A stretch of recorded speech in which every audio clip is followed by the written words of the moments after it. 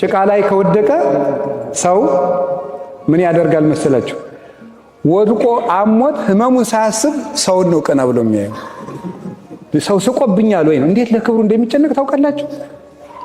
ህፃናት ዕቃ ይደፉና ጎሽ ጎሽ ልጄ ምንም አላረክም ስንላቸው ይስቃሉ።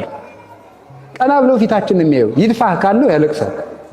ለምንድነው ሰው ለክብሩ ይጨነቃል? እና ሰው ሰማት ክርስቶስ።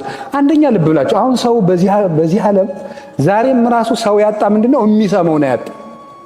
የሚሰማው አጣ። የት ያውጋ? የሚሰማው ስላጣ እኮ ነው ቲክቶክ ላይ እየሄደ የሚለፈልፍ። የሚሰማው አጥቷል። ባልም ሚስቱን አይሰማም፣ ሚስትም ባሏን አትሰማም። ንስሐ አባቶችም አይሰሙም፣ ካህናትም አይሰሙም፣ አያዳምጡትም። ሰውን ችግሩን ማዳመጥ ራሱ አንድ ፈውስ እንዴ! የሳይኮሎጂ ሕክምና እኮ አንዱ ምንድነው? ማዳመጥ። ሐኪሙ መጀመሪያ ምንድነው የሚያደርገው? ነጭ ልብስ መልበስ። ነጭ ልብስ ጋውን የሚለብሱ ለምንድነው ሐኪሞቹ? ነጭ ተስፋን ስለሚሰጥ የሰውየውን አይምሮ ስለሚባርክ። ከዚያ ማዳመጡ አንዱ ሕክምና ነው። ያዳምጠዋል። የባንክና የሕክምና ሳይኮሎጂ አታውቁም? ባንክ ላይ አሁን የባንክ ሰራተኞች ጥሩ ጥሩ ልብስ የመልበስ ግዴታ አለባቸው። ለምን? ሰውየው አይሰርቁኝም እንዲል ነው። እነሱ ደሃ አሮጌ ልብስ ከለበሱ እንዴ ከሌላቸው የኔንስ ቢወስዱብኝም እንዳይል የልብስ ሳይኮሎጂ ነው የራሱ ማለት ነው። ይሄ በደንብ በስልጠና ነው የሚሰጣቸው። በሕክምና ደግሞ ጥሩ ጥሩ ልብስ ለብሶ ፊት ለፊት ተቀምጦ የሚያዳምጠው ሰውየውን የሚያክመው መጀመሪያ በእይታና በማዳመጥ ስለሆነ ነው። አሁን ሰውን አዳምጡ፣ ዝም ብላችሁ ስሙ፣ መፍትሄም ባይኖራችሁ። ከዚያ በኋላ ሳይነግር መፍትሄ ሳይጠይቅ ታክሞ ሁሉ የሚሄድ ሰው አለ። እና የማዳመጥ ችግር አለብን። እንደውም ቅዱስ ዮሐንስ አፈወርቅ ይሄን ዮሐንስ ወንጌል ምዕራፍ 4ን ሲተረጉም ክርስቶስ በቀትር ያዳምጥ ነበረ፣ አንተ ጥላ ውስጥ እንኳን አታዳምጥም ይላል። በቀትር ሰዓት በእስራኤል ፀሐይ በቀትር ሰዓት ቁጭ ብሎ ያዳምጥ ነበር፣ ረጅም ሰዓት ማለት ነው። እንዴት አሁን እንደዚህ ንስሐ አባት ማለት መምህር ማለት ይሄ ነው። በቀትርም የሚያዳምጥ ሳይመቸውም የሚያዳምጥ። እናንተም እንደዚሁ ወዳጆቻችሁን አዳምጡ፣ ማዳመጥ ልመዱ። ስንት ጆሮ አለን ዘመዶች? ስንት ጆሮ ነው ያለን? ስንት አፍ ነው ያለን? ምን ማለት ነው? ብዙ አዳምጡ፣ ጥቂት ምን በሉ ነው? ተናገሩ። ለጆሮ እዚህ ላይ አጥር አለው የለውም? የለውም። ለአፍ ግን ሁለት ጠንካራ አጥሮችን አስቀምጦበታል። አንደኛው ጥርስ በጣም መዝጊያ የሆነ አጥር ለምላስ ማለት፣ ሁለተኛ ከንፈር። ምላስ ምን ያህል ጎጅ መሆኗ የሚታወቀው ባስቀመጠላት አጥር ነው ይላሉ ሊቃውንት። ምላስ በጣም አንደበት በጣም ጎጅ ስለሆነ ኩን ጉንዱየ ለነቢብ ወፍጡነ ለሰሚ ያዕቆብ ምዕራፍ 1 ቁጥር 19 ላይ ለማዳመጥ የፈጠንክ ለመናገር የዘገየ ሁን። አንዳንድ ቃላትን ከምንናገራቸው ይልቅ ብናሰነብታቸው የሚሻሉ አሉ። ዝም ብንል መልካም የሚሆንበት ጊዜ አለ እና ጌታ አዳመጣት። ከዛ ቀጥሎ ምን አደረገች? ጌታዬ ነቢይ እንደሆን ካውቃለሁ እመለከታለሁ አለችው። እኔ ነኝ አላት። ሲገባት ማሰሮ አንጥላ ሕይወቴን የነገረኝን ሰው ኑ ላሳያችሁ እያለች ወደ ከተማው ሄደች። ማሰሮ አንጥላ ወደ ከተማ ሄደች። ኑ ሕይወቴን የነገረኝን ሰው ላሳያችሁ እያለች ሰብስባ ይዛ መጣች። ፈሪሳውያንን ለመዝለፍ ነው በአንድ በኩል። እኛ መምህራኑ ተቀምጠን እንዴት ማንን ነው እስቲ እናያለን ማንን እንደሚመርጥ ሲሉ፣ እንደገና ደግሞ አገልጋዮችንም ለመዝለፍ ክርስቶስ የሰው ችግር የለበትም። አንዲቱ ሴት መላውን ሳምራውያን ሰብስባ ይዛለት መጣች። የመምህር ችግር የለበትም እሱ። ከፈለገ አንዲቱን ውሃ ቀጅ ወስዶ አገሩን ሰብካ እንድታመጣው ያደርጋል። እሱ ቸግሮት አያውቅ። የእኛንም መመጻደቅ ለማጥፋት ነው። ካህናቱንም እስቲ በሉ በቃ ይችን ካላደረጋችሁ ማን እንደሚቀድስና ያለን የሚለውን ሁሉ ነው። ውሃ ቀጁን ሁሉ ይሰበስበዋል። ክርስቶስ ምን ቸገረ? ሚካኤልን መጥቶ አቁረብ ይለዋል። እሱ ምን ይቸግረዋል? ሁሉ እኮ ነው። አዚ ዓለም በራሁ ሁሉ ውስጥ የሆነ መስተብቁ የሚባል ጸሎት አለና ካህናት ሲጸልዩት ለካህናት ነግራቸዋል። ዘይዝ ኩሎ የሚለው በጣም ነው እኔ ደስ የሚለኝ። ሁሉን የሚይዝ ዘይዝ ኩሎ እግዚአብሔር አምላክ ነው መጨረሻው ነውና ለካህናት እናገራለሁ። ከቃሉ ጋር ናችሁ? እግዚአብሔር ከሁላችን ጋር ይሁን። ውሃ ከዚህ በኋላ ይቺ ሴት ውሃ እንስራዋን ያዘችና ተተወችውና ወደ ከተማው ሄደች። ደቀ መዛሙርቱ መጡና እንጀራ ብላ አሉት። አልበላም አለችው። በየመብል ዘይተአምር ዋንቱም እናንተ የማታውቁት ምግብ አለኝ አላቸው። ቦኑ ዛም ጻሎቱ ሰው ሌላ ሰው አምጥቶለት ወይም መዛት ቢሲት ወይም ያቺ ሴት አምጥታለ መሆን አለበት አሉ ሐዋርያት። አይ መብል የሰገቢረ ፈቃዱ ላዌ የኔ መብል የአባቴን ፈቃድ መፈጸም ነው። አንድ ታሪክ ላስታውሳችሁና ትምህርቴን እየጨረስኩ ነው። ጌታ ከዚህች ሴት ውሃ ጠጥቷል አልጠጣም?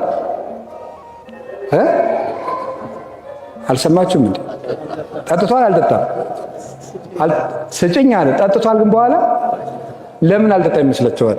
አልጠጣም። ልነግራችሁ የፈለግኩት ዛሬ እሱን ነበር። አልጠጣም። ምክንያቱም የጠማው ውሃ አልነበረም፣ የእሷ መዳን ነበር የጠማው። ሳይጠጣ የቀረ ለዚህ ነው። እና ለዚህ ነው ቅዱስ ዮሐንስ አፈወርቅ ምግብም አልበላም ረሃቡ የሰው መዳን ነውና ይላል። ውሃም አልጠጣም የተጠማው ሰውን ነውና ይላል። እሷ ስትድንለት ውሃ መለመኑን ተወው ማለት ነው። እሷ ስትድን በቃው። ልብ በሉ። ለክርስቶስ በዓለም ላይ ያለውን ወርቅና ዕንቁ አምጥታችሁ ከምሩለት፣ ምንም አያስደስተውም። አንድ ኃጢአተኛን ሰው ግን መልሳችሁ አምጡለት፣ እንደበላ እንደጠጣ ሁሉ ደስ ይለዋል። በከመ ይጎጉ ጽሙ ለሰትየ ማይ ከማዊ ይጎጉ ክርስቶስ ለምሕረቱ ለሳይል። የተጠማ ሰው ውሃውን ሊጠጣ እንደሚቸኩል ክርስቶስ ምሕረትን ለማድረግ እንደዚህ ይቸኩላል ይላል።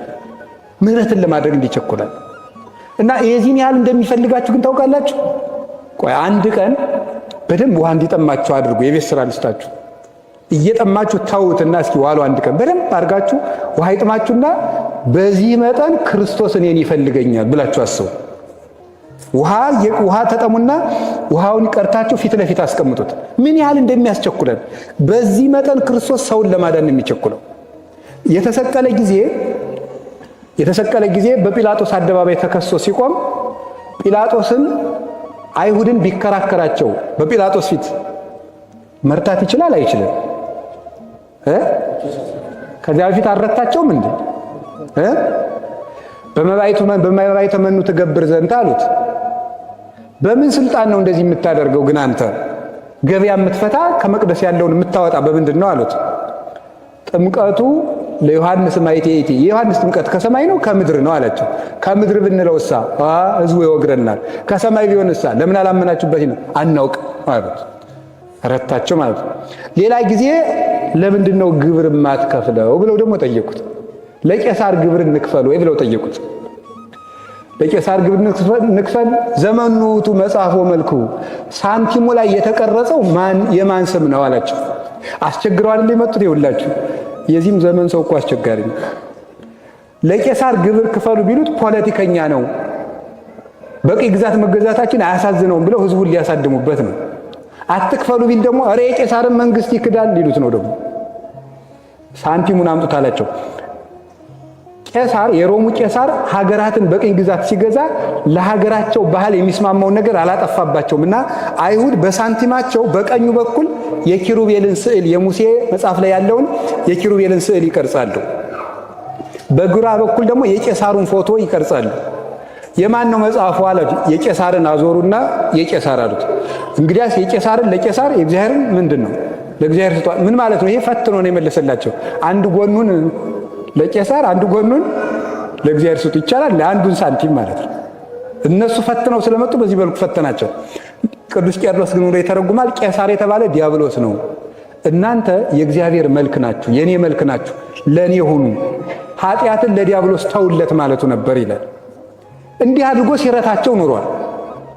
ግሩም ጊዜ ብዙ ጊዜ ክርስቶስ ወልደ መኑ ውእቱ፣ ክርስቶስ የማን ልጅ ነው ብለው ጠየቁት። ወልደ ዳዊት አላቸው አሉት እነሱ። ዳዊት ክርስቶስ የዳዊት ልጅ ከሆነ እንዴት ጌታዬ ብሎ ጠራው አላቸው። ዝም ረታቸው። ሌላ ጊዜ አንተ ራስህ ለምንድን ነው ግብር የምትከፍል ብለው ጠየቁት። የነገስታት ልጆች ግብር ይከፍላሉ እንዴ አላቸው። መልስ ነው ይሄ ታውቃላችሁ። ግን የነገስታት እንግዲያማ እኔም የንጉሠ ነገሥት የአብ ልጅ ስለሆንኩ ግብር አልከፍልም እያላቸው ነበር። ከዚያ በኋላ ክፈል አሉት። ነገር ግን ቅዱስ ጴጥሮስን ሂድና ሕዝቡ እንዳይታወቁ ከባህር ሂድና ዓሣ አምጥተህ ክፈል አለው። ምን ማለቱ መሰላችሁ? እኔማ ዓሣ የምትገብርልኝ ነኝ አለና ከዓሣው አውጥቶ ከዓሣ አስገብሮ ግብር ከፈለ። ለተጠየቀው ሁሉ መልስ የሚሰጥ ነው፣ ዝም የሚል ነው። ግን ለምንድን ነው ተከሶ በቆመ ሰዓት ዝም ያለ ካላችሁኝ፣ እሱ ቢከራከር ኑሮ ጊዜው ደርሷልና ሰው መዳን ነበረበት። ቢከራከር ይረታቸዋል፣ ቢረታቸው መሰቀሉ ይቀራል። ካልተሰቀለ ዓለም አይድንም። ስለዚህ ሰውን ለማዳን ስለፈለገ የሚሞትበት ሰዓት እንዲደርስ ስለፈለገ አልተከራከረም ነበረ። አርመምኩ ለሰናይ ወተሐደሰኒ ቁስሌ በውስጤ ያለ ዳዊት ይሄን ነበረ።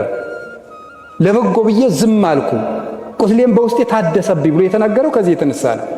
ስለዚህ ክርስቶስ ዓርብም የሰው መዳን ነበር የተጠማው። በመስቀል ላይ ሆኖ ጸማይኩ ተጠማሁ ያለው ውሃ አልነበረም፣ የሰው መዳን ጠማኝ ማለቱ ነበረ። እነሱ ግን ሐሞት አቀረቡለት።